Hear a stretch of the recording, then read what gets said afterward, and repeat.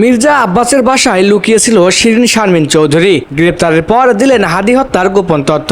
ফ্যাসিবাদ স্বৈরাচার আওয়ামী লীগের সাথে জুলাই হত্যাকাণ্ডে জড়িত থাকায় গ্রেপ্তার হন সাবেক স্পিকার শিরিন শারমিন চৌধুরী।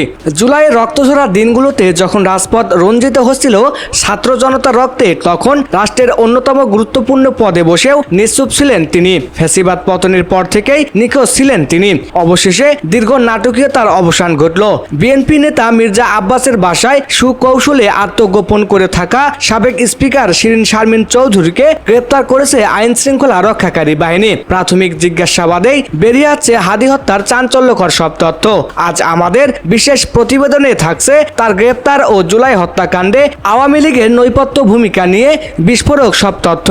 দর্শক, 5ই আগস্ট শেখ হাসিনার পলায়নের পর থেকেই জনমনে প্রশ্ন ছিল, কোথায় গেলেন স্পিকার শিরিন শারমিন? গুঞ্জন ছিল দেশ ত্যাগের, কিন্তু শেষ রক্ষা হয়নি তার। রাজধানীর শাহজাহানপুরে বিএনপি নেতা মির্জা আব্বাসের বাসায় অভিযান চালিয়ে তাকে আটক করেছে গোয়েন্দা পুলিশ। একটি রাজনৈতিক দলের প্রভাবশালী নেতার বাসায় সাবেক স্পিকারের আশ্রয় নেওয়া নিয়ে তৈরি হয়েছে নতুন রাজনৈতিক সমীকরণ। গোয়েন্দা সূত্রে জানা গেছে, নিজের পরিচয় গোপন করে এবং বেশভূষা পরিবর্তন করে তিনি গত কয়েক সপ্তাহ ধরে সেখানে অবস্থান করছিলেন। বিশ্বস্ত সোর্সের তথ্যের ভিত্তিতে গভীর রাতে ঘেরাও করা হয় পুরো এলাকা এবং নিশ্চিত করা হয় তার উপস্থিতি। গ্রেপ্তারের পর থেকেই শুরু হয় ম্যারাথন জিজ্ঞাসাবাদ। গোয়েন্দা কর্মকর্তাদের সামনে ভেঙে পড়েন সাবেক এই স্পিকার। বিশেষ করে ছাত্র আন্দোলন ও শহীদ হাদি হত্যার ঘটনায় তার সরাসরি সংশ্লিষ্টতা বা নির্দেশের বিষয়ে উঠে এসেছে চাঞ্চল্যকর তথ্য।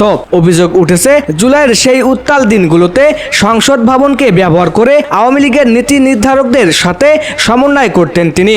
শহীদ হাদির উপর যখন গুলি চালানো হয়, তখন মাঠ পর্যায়ের কর্মকর্তারা কার নির্দেশে ক্লিয়ারেন্স দেওয়া হয়েছিল সে বিষয়ে তিনি গুরুত্বপূর্ণ নাম প্রকাশ করেছেন। তিনি স্বীকার করেছেন যে জুলাইয়ের মাঝামাঝি সময়ে গণভবনে একটি উচ্চ পর্যায়ের বৈঠক হয়, যেখানে আন্দোলন দমনে সর্বোচ্চ শক্তি প্রয়োগের সিদ্ধান্ত নেওয়া হয়েছিল এবং স্পিকার হিসেবে তিনি সেই দমন পীড়নকে আইনি বৈধতা দেওয়ার প্রতিশ্রুতি দিয়েছিলেন। শিরিন শারমিন চৌধুরীকে ভাবা হতো আওয়ামী লীগের শিক্ষিত ও মার্জিত মুখ, কিন্তু জুলাই গণ অভ্যুত্থানে তার ভূমিকা ছিল চরম প্রশ্নবিদ্ধ।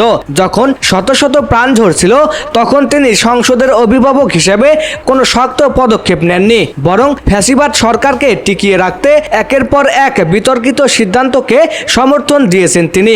বিশ্লেষকরা বলছেন, স্পিকারের মতো একটি নিরপেক্ষ পদকে তিনি দলীয় স্বার্থের উপরে ব্যবহার করে ফ্যাসিবাদের অন্যতম স্তম্ভে পরিণত হয়েছিলেন। আজ সেই পাপের বোঝা নিয়ে তাকে কাঠগড়ায় দাঁড়াতে হচ্ছে। সাধারণ জনগণ বলছেন, আমরা চাই শুধু গ্রেপ্তার নয়, প্রত্যেকটি হত্যার বিচার হোক। স্পিকার হয়েও উনি খুনিদের পক্ষ নিয়েছিলেন, এটা জাতির সাথে বিশ্বাসঘাতকতা। শিরিন শারমিন চৌধুরীরাই হাসিনাকে দানব বানিয়েছে। হাদি ভাই সহ যারা শহীদ হয়েছেন তাদের প্রত্যেকের রক্তের হিসাব দিতে হবে। মির্জা আব্বাসের বাসায় তিনি কিভাবে আশ্রয় পেলেন তারও তদন্ত হওয়া দরকার।